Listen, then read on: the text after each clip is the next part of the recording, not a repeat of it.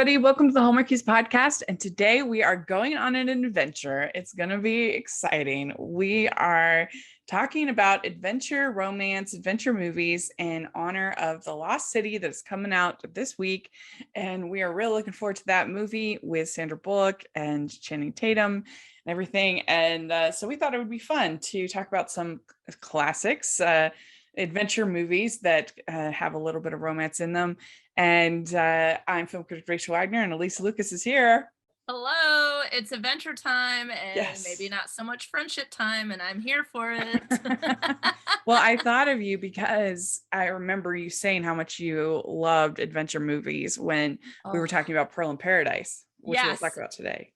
Yeah, I was so excited to do the movie. I just love treasure hunts, adventure movies, and I almost texted you, Rachel, to be like, could we add on, it's not a movie, but a TV show, Outer Banks on Netflix. Let's add on like 1 or 2 episodes, because like that to me is like more like super modern time too, and it's a little teen drama. But I just love everything adventure. I'm like, find the treasure, fall in love, let's do it. Yeah, we should maybe talk about some ones that we didn't talk about, but yes, I've never heard of that show. Oh, it's great. It's very like, get ready for some teen drama. There's 2 seasons and a 3rd season will be coming out. But I mean, when I was watching the movies to prepare for today, I was like, I'm going to rewatch Outer Banks. Well, one that I thought of that's a lot of fun is Dora and the Lost City of Gold, I think is the total title. And when I first heard that they were doing a Dora the Explorer movie, I thought, oh, this is going to be bad. But it was actually surprisingly charming and funny. And they got they got the campy nature of the show down really well. They breaking the fourth wall. And I actually really enjoyed it. It was very funny. Yeah. I haven't seen that one, but I mean, classic for me growing up was obviously like Indiana Jones, right? Like all the different adventures that he went on. And when I say Indiana Jones, I mean the first 3, and then we do not discuss the 4th. I mean, especially 1st and 3rd for me are my favorites, but I actually enjoyed all of the various incantations of the Tomb Raider. I like both of the Angelina Jolie ones, and I liked the newer one. I thought was pretty good. Hey, and speaking of like Outer Banks, and sort of like has like a water theme, because it's like Outer Banks, like the water area. I think, is it an island? I'm gonna sound like I've never watched the show before. I think it's like in North Carolina, like the beachy area of it. But anyways, the movie Into the Blue with Paul Walker and, oh my goodness, Jessica Alba. Like, I'm just like all about it. Like, now I'm gonna have to like create a list and revisit all of them. And then I'm not gonna lie, I enjoyed National Treasure. Good times. Yeah, that one's fun. Good times had by all. Yeah, that one's pretty fun. I wasn't a big fan of the most recent Uncharted. I thought it wasn't my favorite. Seen it yet. But some people will probably put that in this camp. It's just fun to have an escape from our normal lives and to imagine going on an adventure. Yeah, and I also think that a lot of times the adventure TV shows and movies that I watch or that I enjoy also has like a certain level of mystery to it, like a puzzle that needs to be solved, like there's a lot of like, here's a clue, and so like the true crime person in me, or the one that likes trying to figure out what's happening, really enjoys that aspects of the movies as well when they have them. Yeah, and I guess you could almost even consider something like The Princess Bride. A little bit. It's not like treasure hunting, but it's got the sword fighting and the. Oh, I do enjoy that movie. But I also like to have a treasure at the end. Yeah. I mean, and one thing people forget about Indiana Jones, at least I think, that doesn't get kind of enough credit is the fact that Indiana Jones is kind of terrible at finding treasure. He almost always gets it taken away by Nazis Mhm. Well, of the various Rachel, finds. that might be because he's actually a professor. It might be because he's actually a professor. Yeah. And Like, what don't they say, like, those who aren't good at something, like those who can't do teach? oh yeah. Maybe that's why. And I say Maybe. that being a professor myself.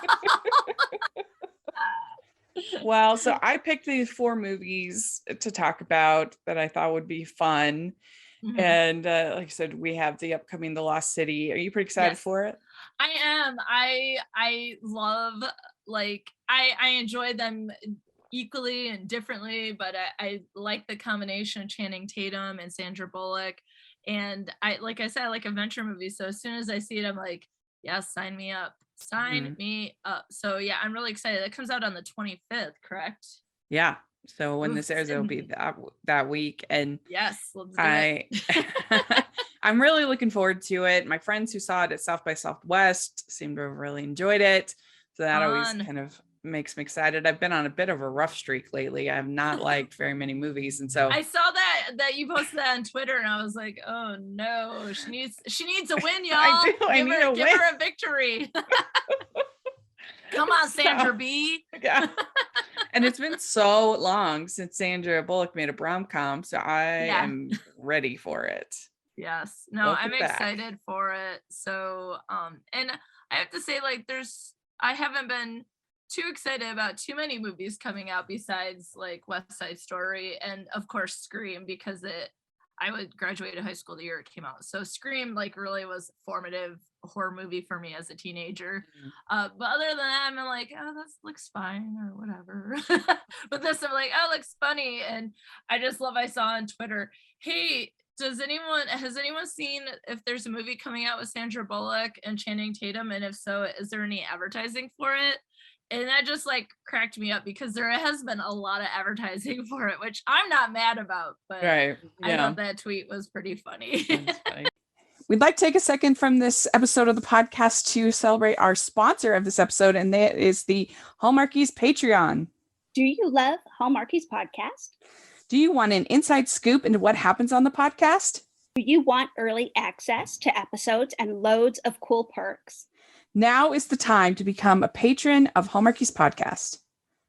By becoming a patron, you get to access our patron Facebook group. You can request episodes or even be a guest on the podcast. And most importantly, any patron can join our monthly movie watch-alongs with stars like Paul Campbell, Natalie Hall, and more. It's as low as $2 a month to join in and become a special part of the Hallmarkies family. Please consider, and we will love you forever. Go to patreon.com/Hallmarkies. That's patreon.com/Hallmarkies. Well, the first one that I wanted to talk about is classic from 1951. It is directed by John Huston.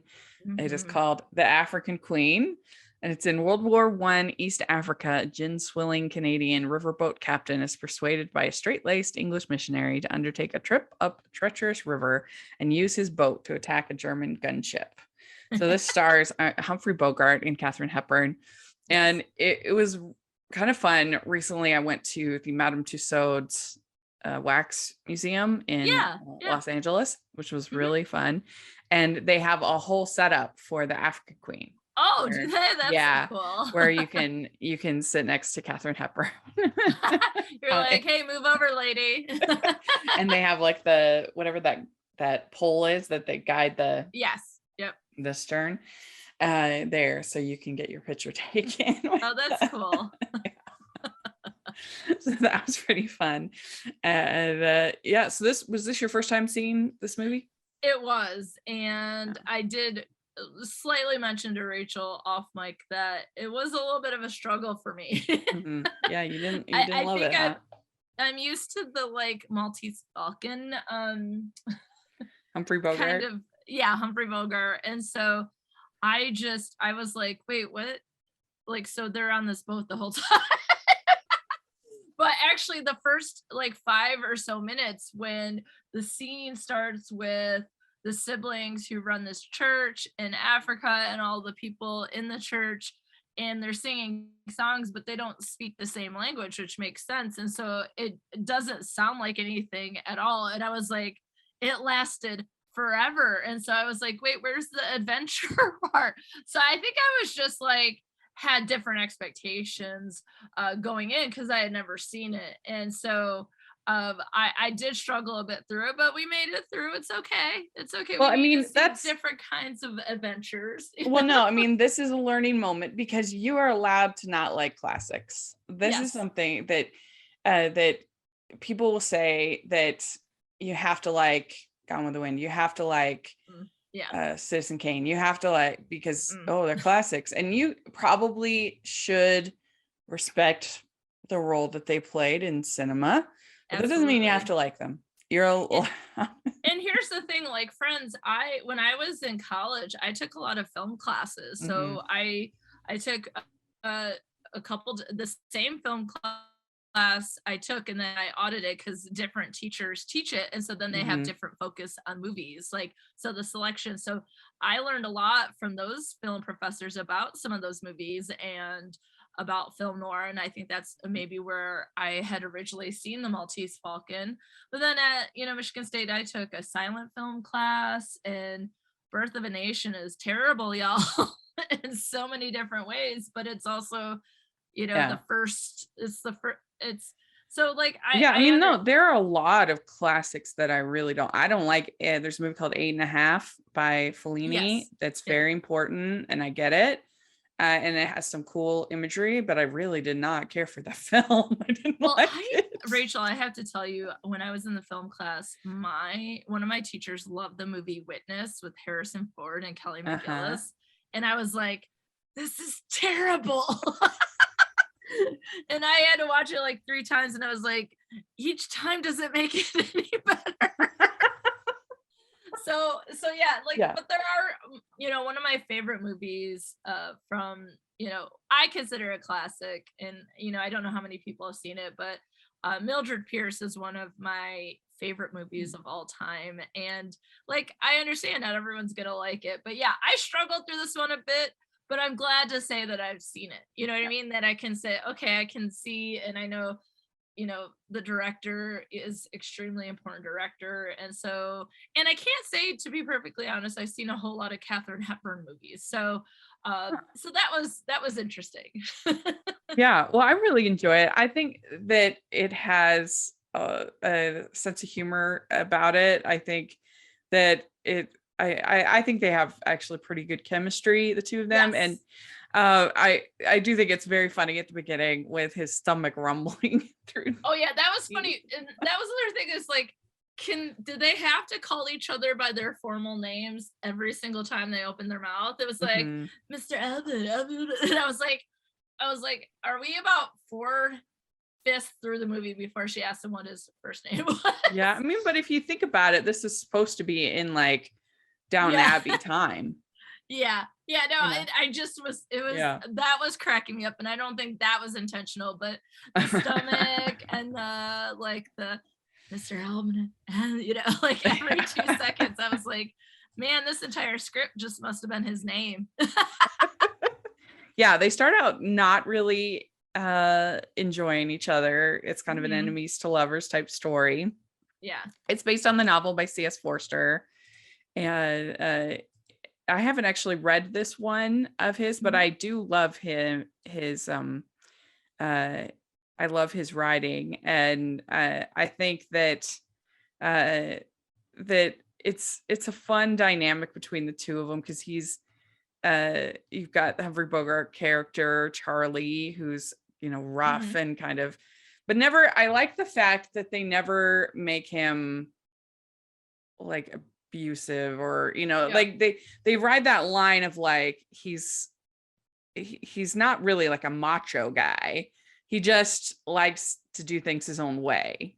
Yeah, he just seems like someone you're never going to see in an office. Sitting at a desk, like, and that is a very particular kind of person, and I get that. Like, I mean, I stand for a lot of my job, but I also sit for a lot of it. So I think I have a little bit of both the best world. Wait, how do you say that? Best of both worlds. Good gravy. Saturday morning, friends. But like that's how I took him. He's just like, this is his thing, and he seems to just enjoy a lot of life. Like, he just stands there and listens to I'm gonna put air quotes around it, but music at the beginning. Well, and he could be quite tender. Like I do think when he finds out that her brother died, I actually think he's very sweet in those scenes. And so you do like his character. He's not somebody he's not a bad man of business or jerk or any of these kind of things. That he helps her to bury him, and but he just does not want to deal with this woman. It's true. Well, and the thing is, I think the point you just made about him is an interesting one, because if you think about a lot of adventure movies or stories, that it is like very, very macho or masculine man. But one thing I do think in adventure movies, there's also very strong women. And even going to like National Treasure, where she's just like pulling stuff out of their hands, like, oh, I got this, and like thinking about Raiders of the Lost Ark, and just there's also these female characters I think are strong. And like I think this is interesting because it's placed in like that 1915 time. The movie was made in 1951. I do think that she was a strong character, and he was just like, wait, what? Yeah, well, and that's interesting because the other two movies we're going to talk about, the feature films that we're going to talk about, they are very shy, awkward, socially type of women. At least but they changed. Yeah, there's some growth at least. Yeah. But Katharine Hepburn was like, listen, y'all, I got it taken care of. Well, but I do think there's some growth to her character, because she starts out very judgmental of Charlie, and when it's a pretty big moment when she dumps out all of his alcohol, all of his gin, because he got drunk, and that's kind of a big moment for her character, their character, that she does that. But I do think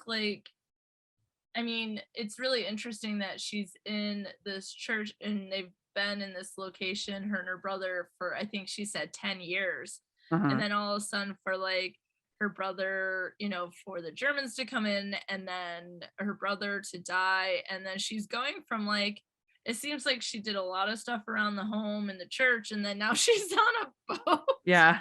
So like, it does slightly remind me of, as we'll go into in Romancing the Stone, the Joan Wilder character. It's like such a shift in like their worlds. But like I said, I feel like Katharine Hepburn was like more equipped to make that change. Well, and it seems like she's been pretty isolated from any kind of hard experiences. Maybe by her brother. Maybe her brother did most of the decision making, and she was probably more of a homemaker. She does seem kind of naive, I guess, and I mean that's part of why I think immediately assumes that they can torpedo this ship, and he's like, "Are you crazy? What are you doing?" This. He's like, let's go. They're gonna make the torpedo. I kind of I think it's a little bit charming how she just assumes that he can do anything. Yeah. Like you can repair the blades, you can be a blacksmith, you can just go underneath, hold your breath, it's fine. Yeah. Well, but I do think sometimes like that maybe misplaced optimism or misplaced confidence, it's fake it till you make it. Yeah. Sometimes things don't get done if you're too afraid to do anything, and if she just assumes you can, then I guess you better try. Yeah. And so most of the adventure, I would say, this whole movie, the adventure is all on the boat, so it's all on the river, but particularly going down the rapids, and I kind of love how she just gets sort of more excited and more excited. And she's like, she starts to sort of throw away those Victorian safeguards, those rules of how she's supposed to behave. Yeah. And then we get after they survive the rapids, that's when we get a kiss between them. Finally. Well, after the rapids, and it is almost like surprise, but then also like, what took so long? yeah, it's one of those staring, I call it a staring kiss, where like the two characters are like staring at each other for so long, and then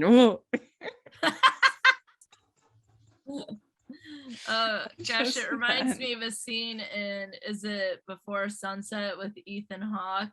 And they're listening to a record in like this little booth, and they just go back and forth in eye contact forever. And I show it in my classes to talk about nonverbal, and after about 20 seconds the students are like, stop, it's so annoying, just kiss each other.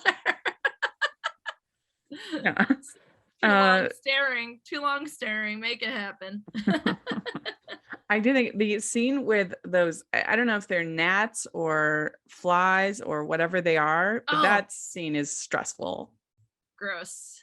No, I was like, no, thank you. And not going to Africa anytime soon. It just made me feel really itchy all of a sudden. I was like, ah. And I'm like, okay, this is filmed over 100 years. Wait, no. It was set in 1915. It was made in 1951. Close to 100 years, but not quite. Yeah.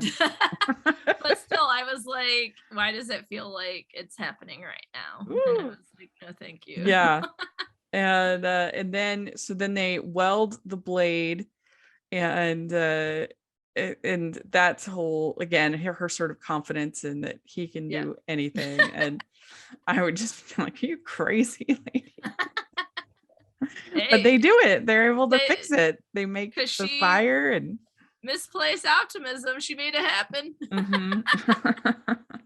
Although listeners at home, it doesn't always happen. Right. Yeah. And then he gets those leeches all over him. Ooh. Oh, that now, because I hadn't seen this before. It was the first time watching it, but I immediately went to like Stand By Me, which is a little bit of an adventure movie as well. Among friends, and that leech scene always creeps me out. So like, why are there so many creepy bugs and stuff? But I also like the part when there's just like all these animals and like the hippos. I love hippos. Like, that was fun. It was kind of fun to see all this stuff happening along the river, and the hippos I think were my favorite part. Yeah, I think it was actually pretty unusual for a film like this to be filmed in Africa at the time. Yeah, I was surprised to see that at the end, because I was like, are we sure this wasn't filmed in a studio? Yeah. They say in the trivia that that I guess the whole cast except for Humphrey Bogart and John Huston got super sick. And they said that they avoided illness by essentially living on imported Scotch whiskey. Bogart later said, all I ate was baked beans, canned asparagus, and Scotch whiskey. Whenever a fly bit Huston or me, it dropped dead. Oh, that is so nasty, but also really funny. That food combination sounds terrible. Yeah, it really does. Asparagus and baked beans? Yeah. It says, to show her disgust with the amount of alcohol that John Huston and Humphrey Bogart consumed during filming, Katharine Hepburn drank only water. As a result, she suffered a severe bout of dysentery. And then, no! Yeah. Oh, they had like a different kind of an adventure. Yeah. Humphrey Bogart hated Africa immediately and was miserable, but Katharine Hepburn adored it, calling it utterly divine. Bogey complained about everything: the heat, the humidity, the dangers, the food. He recalled, while I was griping, Katie was in her glory. She couldn't pass a fern or berry without wanting to know its pedigree, and insisted on getting the Latin name for everything she was walking, swimming, flying, or she saw walking, swimming, flying, or crawling. I wanted to cut our 10-week schedule, but the way she was wallowing in the thing, we'd be there for 10 years. Hey, that makes me like her a little bit more. Yeah. There's a ton actually on IMDb. There are tons of trivia, more than I've seen for almost any movie. I mean, what a juxtaposition between adventures. Yeah, I mean, it really seems like it was an adventure. It was an adventure to make the movie, let alone just be, the movie that it is. It sounds like it was pretty fun. He did win an Oscar for this movie, Humphrey Bogart. It won and actually both of them did. Wow. No, he won. They were not, both of them were nominated. Gotcha. Yeah, okay. Nominated. He won, and then John Huston was nominated for Best Director, and it was also nominated for Screenplay. Wow. Anyway, I'm glad I saw it, but still, I was like, the first 5 minutes of the movie killed me. I was like, what is happening? Is this, I was like, it just lasted forever. I was like, okay, I'm ready for adventure.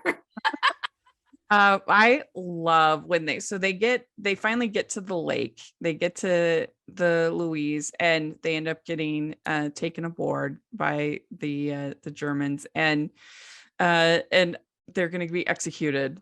And I love the whole scene with the marriage. I think it is so cute and funny, and I really enjoy that. It's really good. They're like, "You're a captain, marry us." It was great. I love that. Yeah. I think that's a fun way to sort of like it, how do I say this? It sets up for their next adventure, marriage. Yeah, exactly. And they, they think they're going to get killed, and but they want to die married. It's so cute. I love it. Yeah. And then the African Queen, the boat ends up, the torpedoes actually do end up taking out the Louise, and there's a fun ending kind of scene with the ship going down or whatever. Yes. Yeah. So they did it. Yeah, they did. So I really enjoy this movie, but like I said, it's perfectly fine to not like a classic. If it's not for you, there's nothing wrong with that, and I get it. But I think it's pretty charming. I enjoy it, and I feel like this is one that you could remake pretty easily and have a fun time with. Yeah, absolutely. That I really agree with that, and I think that if you found a couple with great chemistry, easy peasy, like stellar movie. And obviously, this is made in the early 50s. Like, just imagine CGI and other things or whatever they might do, like the hippos. I want to see more hippos if they do remake it. Yeah. All right. Well, let's move on. So we have our next movie. We're going way up into the future from African Queen. We're talking about Romancing the Stone, and this is probably the most famous romance adventure ever made. Would you agree? This is, I think, the one that all others wish to be. Yeah.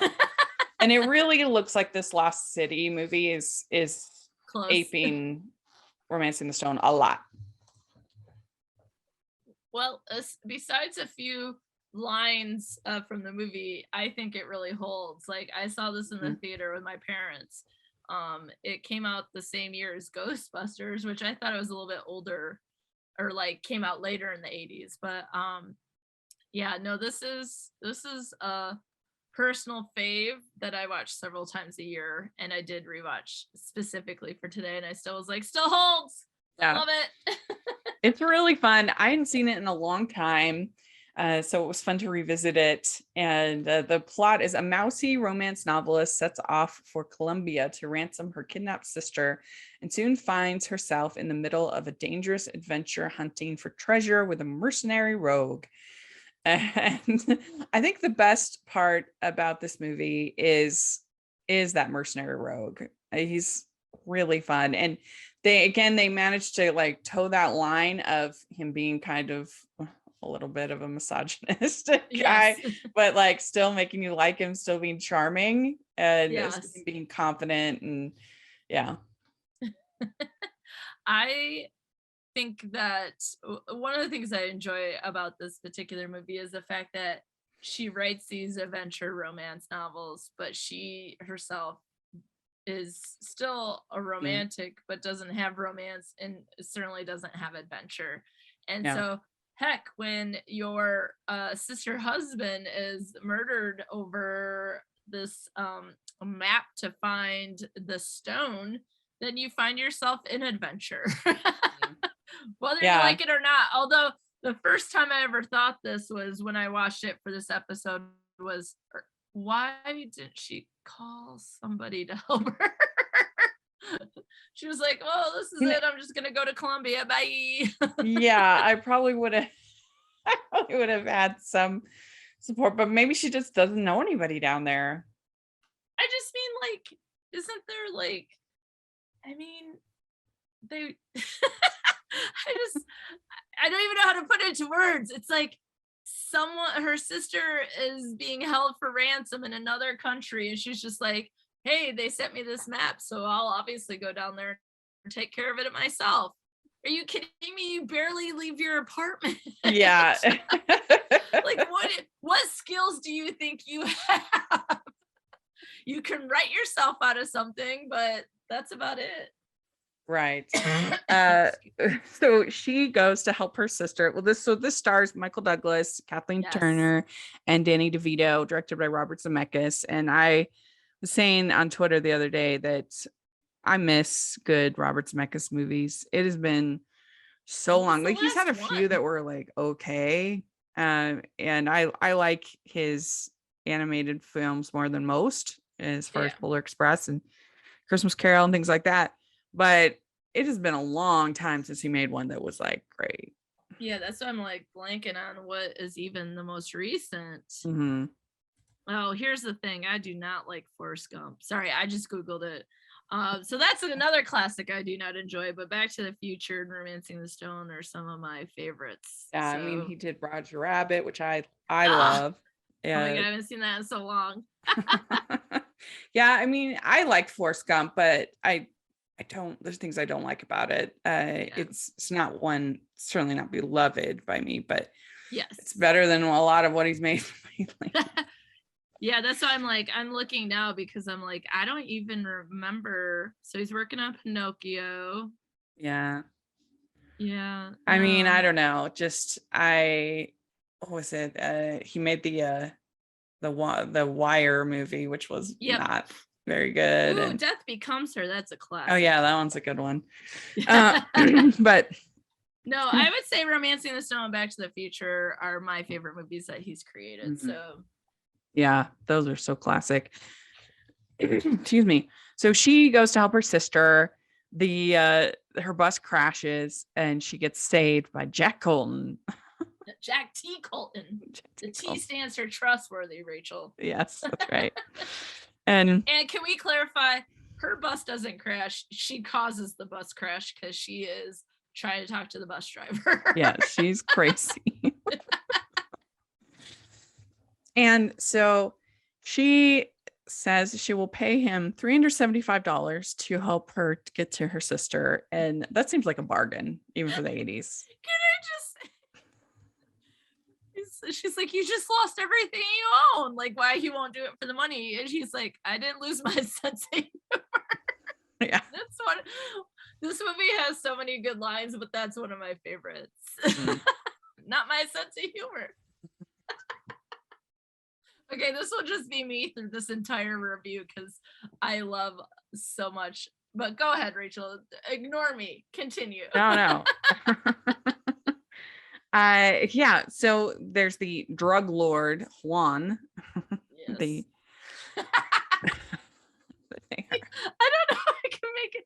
Okay, keep going. things are pretty rough for them as they get more and more into the jungle. Mm-hmm. But I think what works so well is Jack's just incredible confidence. He never has any doubts about his abilities. Well, he does say several times, I should have listened to my mother. Yeah. And they have great chemistry. Oh yeah, this is for me peak in classic and best Michael Douglas, in my opinion. I'm sure there's other movies you could pull out and I'd be like, yeah, that was good too. But there is something about him in this role that may be me seeing it when I was, 6, 7, 8 years old, and then seeing it so many times over the years that just it was really formative for me in terms of Michael Douglas in this movie. But their chemistry is outstanding. It does not hold over into War of the Roses. I will just tell you that, for another movie starring the two of them. And Jewel of the Nile is nowhere. Is the sequel is nowhere. Don't bother. Yeah, we don't acknowledge that. I've never seen I it. watched it for the first time last year and I was like, why would you? Oh. But yeah, I think, and one of the things that I really enjoy about the movie is their constant motion.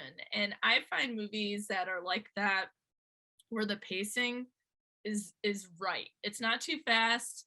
It's not too slow. There's some surprises, right?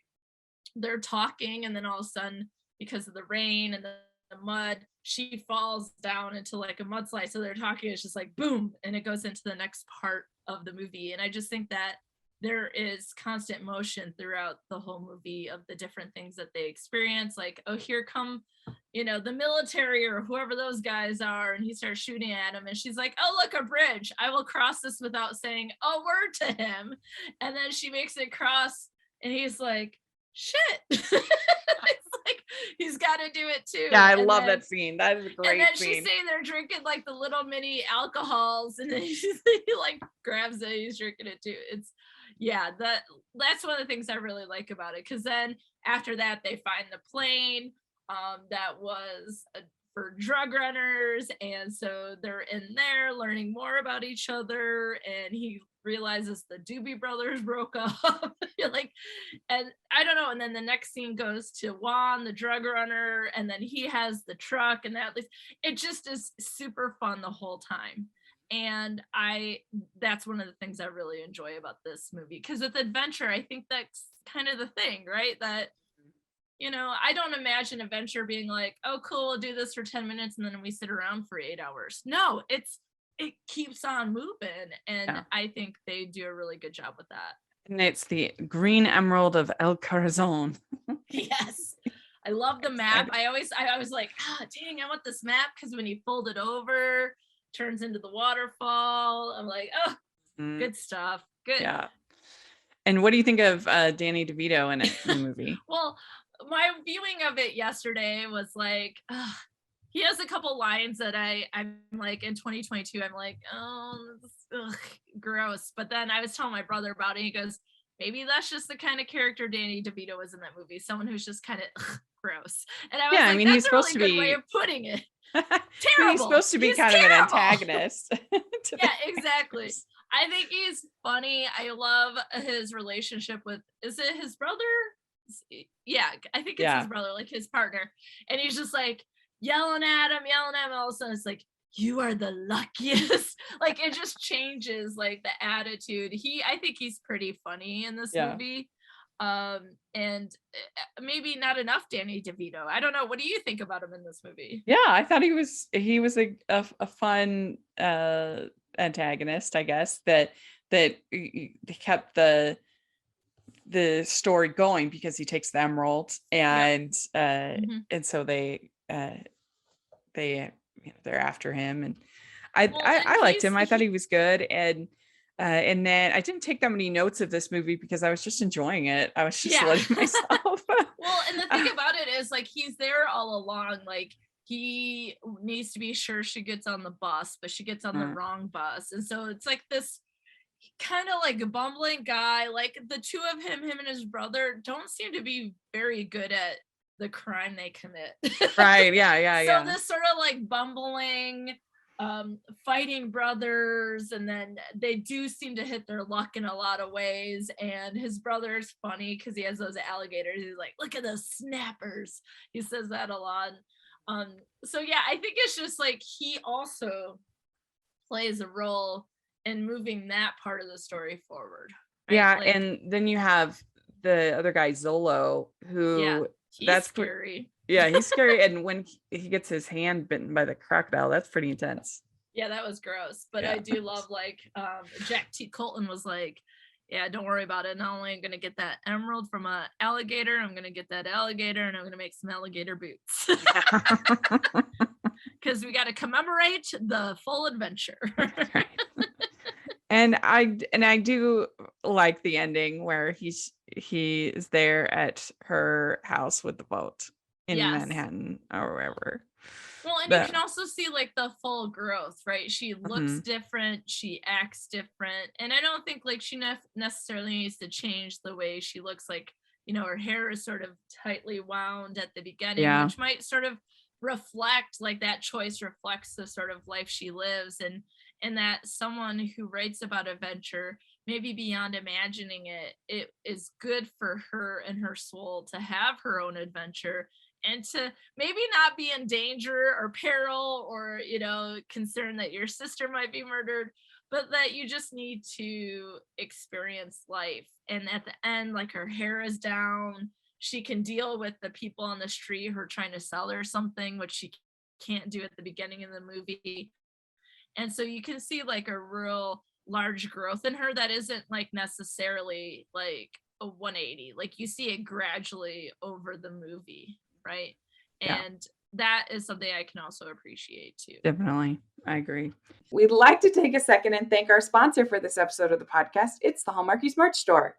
Are you looking for that perfect gift for the postable, hardy, or Hallmarky in your life? What about getting that t-shirt or hoodie that will help you stand out at your next holiday party? Now is the time to check out the Hallmarkies merch store.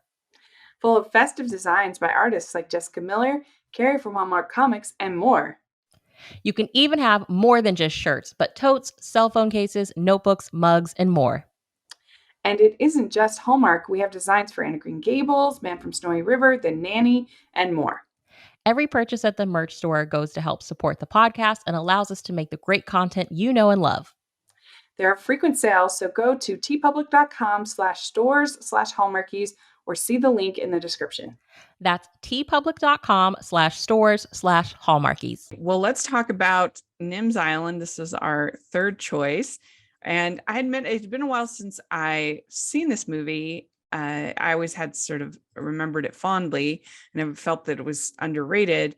But I forgot that a lot of the time, or most of the time, when Gerard Butler and Jodie Foster are together, it's her imagining him. I've forgotten that. Yeah. So it wasn't as much of a romance as I remembered. So maybe it's a stretch. No, but here's the thing. I've never seen it before. So I watched it for this episode and I found it to be delightful. So if anything, you brought a movie to me that I enjoyed. And I didn't think while I was watching it, like, geez, Rachel, way to pick him. Like, wasn't like that at all. I was like, Abigail Breslin was absolutely adorable as Nim. And I do like the idea of her living in this world. Well, you probably want to set it up. So I have ideas. I'll put a pin in it. Feel free to set up the movie for listeners, and then I'll take it away later. A young girl inhabits an isolated island with her scientist father and communicates with a reclusive author of the novel she's reading. So that's the summary on IMDb. But basically, basically this movie, it's about Jodie Foster plays this character who writes these adventure novels, and she is, I don't know what you would call, is it agoraphobia or one of the, she can't leave her house. Yep. So she's basically all of us in 2020, 2021. Yeah. Well, but also I think there is a high reflection to Kathleen Turner's character as Joan Wilder. Although she can leave her apartment, she doesn't necessarily want to. Right? She seems more comfortable in her home with her cat. Like, she doesn't have toilet paper, she doesn't have Kleenex, she doesn't leave to get things. And so when I was watching Nims, now I watched it right after I watched Romancing the Stone, so that might also have been why. But yeah, like Jodie Foster. And they're very similar. Yeah, that sort of that sense of it. And both writers of adventure books, they're both authors. Right? So, yes. Yeah, there's definitely some inspiration from Romancing the Stone in this one. But she has this character named Alex who that she writes is her adventure. It's Alex Rover, and her name is Alexander. Her name is Alexandra Rover, and he's of course got all the confidence and got all the the swagger. And Gerard Butler is really fun in this movie. Yeah. He's like the science dad, but then he also portrays Alex Rover in the imagination of his daughter and of Jodie Foster. And so they end up, she communicates with Abigail Breslin, with Nim, over the internet, which I don't know how this island has internet, but in 2008 Rachel, especially. Hi. Let me introduce you to cinematic adventures where we have suspension of disbelief. Because I was like, so he has the internet, but his daughter can't do some like online schooling. But then also when I was watching it, Rachel and I just talked about Ferris Bueller's Day Off on my podcast. And Rachel was talking about her views on education. I was like, I bet Rachel loves this for Nim. She's learning so much on this island.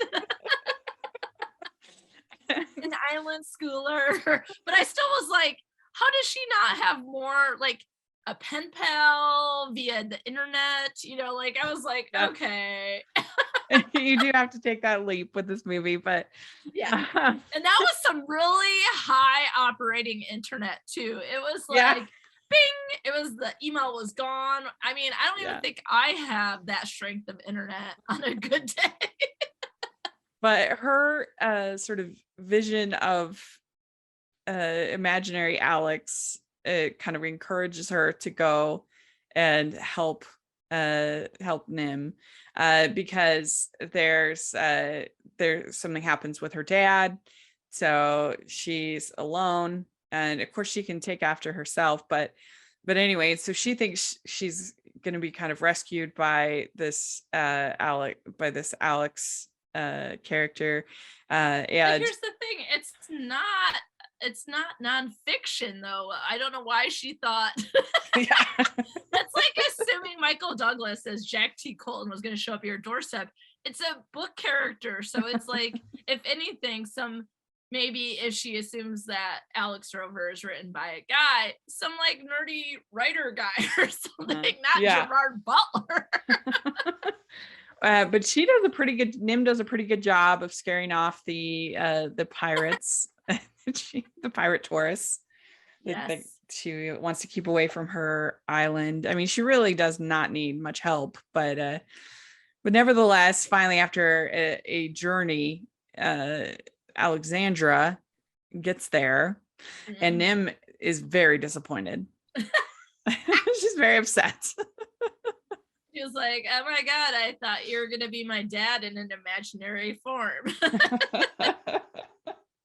And that like gruel she makes her eat, oof, that looked gross.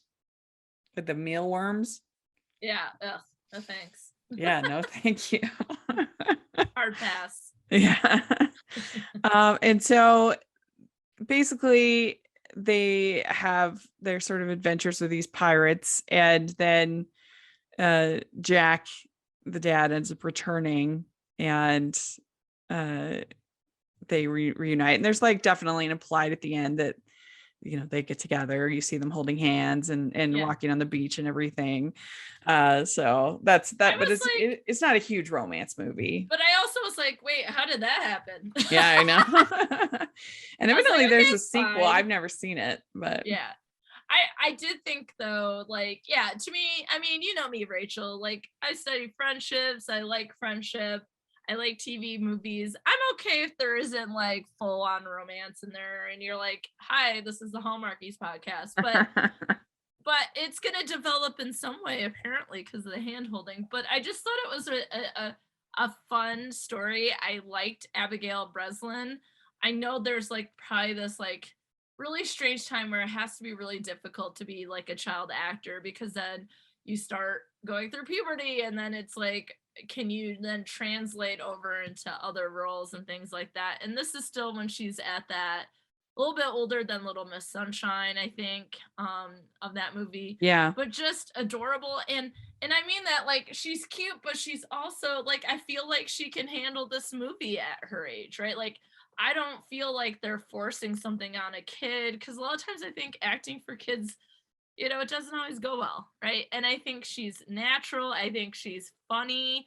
I think she could totally handle herself both as an actress, but also as Nim in her island home, trying to fight off people and hoping her dad comes. And Yeah. I really do like the idea of a story where, Jodie Foster is like, she's stuck at home for her own reasons, and it's hard for her to do, and then to then feel compelled enough to come help Nim, I think really ends up helping herself. And I don't know, maybe I'm a sucker for that kind of storyline, but overall I thought it was adorable. We'll just ignore the fact about the internet and about the fact that the dad and Jodie Foster are holding hands after, like, he's been gone. So, like, what do you even know about this lady?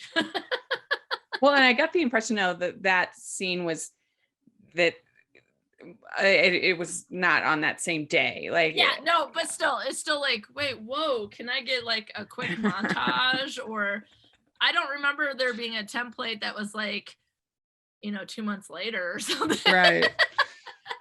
Yeah, so I just really enjoy it. I'm excited. I'm going to add my score to Rotten Tomatoes from this podcast Yay. because I have not reviewed it. Cool. But it's rotten on Rotten Tomatoes, and What? I don't think it should be. I think it's a good movie. Adorable. People And suck sometimes. and it's 52%. So maybe my positive review that I'm going to add will help Just it. boost it. We'll see where it ends up. Yes, But yes. anyway, I really enjoy it. I think it's charming and funny, and I really like Jodie Foster and Gerard Butler together. They are great. Yeah. Really fun. Yeah. Okay, the last one we're going to talk about is Pearl in Paradise. This was on Hallmark Channel. We did a whole episode on friendship on this. So Yes. if you want to hear more of our in detailed thoughts about this movie, then you could check that out. I'll put a link in the description. But yeah, this one was on Hallmark Channel, and it was definitely, I appreciate them trying to do something different. And the whole thing, filmed in Fiji. And I like the chemistry between Jill Wagner and Crystal Palaha. I think that they do a good job together, and it's an adventurous photographer and a less than adventurous novelist search for a mysterious pearl in the paradise of Fiji. And in this one, you have the male character being the more mousy one, being the more, I like which that. is kind of fun, being the author. Clearly, adventure movies have a trope, if you will, of like the mousy woman, or type of thing. So I do like that flip the script sort of situation. Yeah, and I mean, you can definitely make flaws with this movie. It is very easy for them to find the pearl. The fact that nobody had ever found the pearl, but I guess when they find it, other people have found it. They just haven't told about it. Yeah. Well, one of the things also is, like, I understand that like adventure romance is not Hallmark shtick, So and like, it's not just writing the romance, you're also writing a mystery, right? Like, you have to have the story. And I think like that's what Romancing the Stone story is, like, strong, right? It's like people want the stone, if you will, and so everyone's fighting over it, and how do you find it? And like, they find it, but then she's like, but they didn't find it. It's like this gross old clay rabbit or something like that, So like, she's like, oh, in a book I hid it inside. So it's like there's this whole storyline with it. And yeah, it's like, maybe this is more of like, oh, everyone who finds it signs their name there.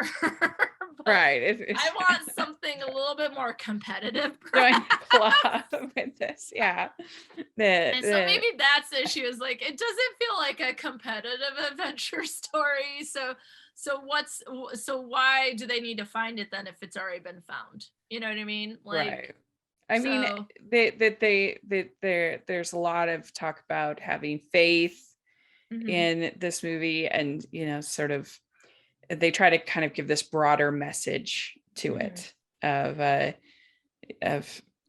having hope and faith in So, but they have some pretty impressive scenes considering, I mean, the budget on something like this is not even close to the other films that we're talking about. Absolutely. It's almost not a fair comparison, but like the scene at the river, I think is pretty good for what they have. And the banter, I think, is pretty good between them, and they have really good chemistry. And overall, I think it's a pretty fun watch. Yeah, I mean, here's the thing. Like, I love adventure treasure hunting movies, and so Hallmark, keep trying. Like, you get so much credit for even doing it, because Romancing the Stone is a Robert Zemeckis film, right? Like, the African Queen is John Huston. Like, y'all, like, you're not going to make a Romancing the Stone that's going to be made for TV unless it's like HBO, Netflix, something that's a little bit where they make feature films in some way. So, like, to me, like, yeah, okay, maybe it's apples and oranges, but sometimes I want a fruit salad in between my apple and my orange. I don't know, like, mix it up. Like, I will perfectly accept this Hallmark movie until, The Lost City comes out. Right? Like, I'm going to still enjoy it. So, I do want a little bit more of a competitive find on the treasure, but I'm still going to watch it. So, like, and I think they could do a sequel to this. I think both people are too busy at this point. Both Jill Wagner and Christopher Plaha are very busy on lots of projects, but I would see another kind of adventure. I think it could be fun. I am all about adventure. So Hallmark, if you're listening, like, I don't watch as many Hallmark movies as a lot of your fans, but I would watch every single adventure movie. Yeah. You found your target audience. So I asked on Twitter, I did a little poll of what is the best adventure romance. Yes. And I had African Queen, Romancing the Stone, Nims Island, and Other. Yeah. And Romancing the Stone won 57%. So not pretty surprised, strong but win. What were some of the others? I'm interested. Yeah. So we had one person brought up The Mummy, which I hadn't thought of, but that's a brilliant choice. That's a good one. Yeah. Yeah. Michelle Benson, actually, she said that. William Bibiani says Last Mohicans deserves a nomination, which I wouldn't have thought of. But yeah. I love that movie, and it has such a beautiful score. So anytime it ends up on someone's list for something, it makes me happy. It's such a beautiful movie. Yeah. Susan Weasley, she says, how about Ivanhoe from 1952, or Black Arrow from 1948, or North to Alaska from 1960, or Hatari from 1962? I have never heard of any of those movies. She has the lockdown on the 50s and 60s. Yeah. I had never heard of any of those. Thank you. I think I've heard of Ivanhoe, but the rest I have never heard of. So that's awesome. That's amazing. Love Yeah. I'm taking notes while Rachel tells me, so that I can have like an adventure. We have Ray J. May says Indy and Marion in Raiders. Yep. And then we have a Saboteur. I don't know that movie. And then I did like a guy named Silas Lesnick. He says, I can't in good conscience vote for it over African Queen, but thank you for making Nims Island an option. I would have been very happy to see that movie become a franchise. Aww. So, yeah, that's right. Yeah. Amazing. Yeah. Oh my goodness. I love that there's all these other options that I can then have like the best weekends between now and maybe September, where I can just watch all these adventure movies. And like, so you specifically asked about movies, and I mentioned like Outer Banks at the beginning. And so if there's anyone listening that also has adventure movies or shows, like, legitimately, I am serious about creating an adventure list so that I can watch all these movies. They're just my favorite. I love them. The one thing, though, I think is interesting about all the movies we watched, that National Treasure, Outer Banks, and maybe some others have, is that a lot of times these adventure movies take place outside the United States, and I think that's interesting. So yeah, that's going true. to different places, like National Treasure is obviously based on loosely or quasi based on American history, and then Outer Banks is based on that.